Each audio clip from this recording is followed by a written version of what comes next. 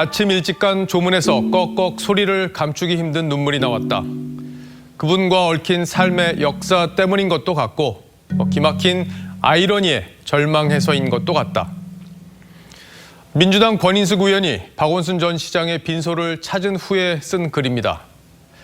아시는 것처럼 권인숙 의원은 35년 전 부천경찰서 성고문 피해자입니다. 성이라는 단어조차 남사스럽다며 난색을 표했던 그 시절 20살 간 넘은 권 의원을 변호해 준 이가 바로 박원순 전 시장이었습니다. 오랜 믿음이 무너지는 그 배신감 앞에 권 의원 본인도 기가 막혔겠지만 그래도 그녀는 그 인연만으로 국민 앞에 고개를 숙였습니다. 저는 변호사님이라고 하나요? 예, 시장님과의 인연 뭐 그런 것들이 작동을 네, 이럴 거라고 생각 안 했는데 죄송합니다. 이해합니다. 네. 네.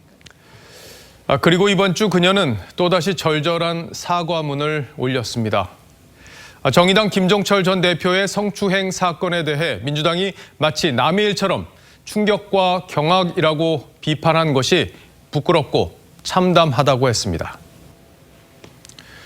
평생을 이름 석자 앞에 성고문 피해자가 붙는 굴곡진 삶이었지만 여성 인권을 위해 살겠다는 다짐은 민주당의 비례대표 제안을 받아들이는 것으로 이어졌습니다. 하지만 안희정 지사에 이어 오거돈, 박원순 사태까지 계속되는 성추문에도 피해자의 상처를 외면하는 당의 모습에 권 의원은 적지 않은 상처를 받은 듯했습니다. 피고소인이 겪었을 사실 특정되지도 않은 얘기를 갖다가 그건 예의가 아닙니다. 자식 같으니라고. 박 전 시장을 추모하는 현수막이 서울 전역에 내걸렸고 일부 지지자들은 피해자를 관노와 꽃뱀에 비유하면서 살인죄로 고발까지 했습니다. 무공천 당원을 만들었던 문재인 대통령은 미안한 기색도 없이 서울 부산시장 공천을 당연시했습니다.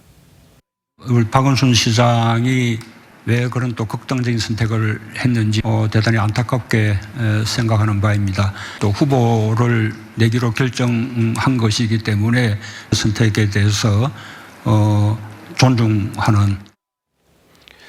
청와대에 걸려있다는 춘풍추상의 걸개가 다시 무색하게 느껴집니다. 그 사이 피해자와 피해자 가족들은 2차 가해를 호소하며 죽음보다 못한 삶을 살고 있다고 절규합니다. 우리 박 시장이라고 말하는 대통령, 그리고 정의당을 몰아세우는 민주당의 핀잔. 단 한 번이라도 피해자의 상처를 먼저 생각했다면 쉽게 입을 떼기 어려운 말들입니다. 오늘은 중국의 북송, 정치인인 사마광의 일화로 마무리할까 합니다. 동네에서 한 아이가 큰 물독에 빠졌는데 어른들은 사다리와 밧줄을 가져오라며 야단법석만 떨었다고 합니다. 그때 7살 사마광이 돌로 물독을 깨트려서 아이를 살렸다고 하죠. 여기서 유래한 사자성어가 파옹구우, 아깝더라도 작은 것을 깨트려 큰 것을 구한다는 뜻입니다. 민주당이 외쳤던 여성 인권이라는 대의가 내 편 감싸기라는 소리에 묻혀버리고 있는 건 아닌지, 그들이 정치를 하는 이유가 권인숙 의원이 겪었던 피해를 다시는 없도록 하겠다는 건 아니었는지. 오늘 앵커가 고른 한마디는 권인숙의 참담함이었습니다.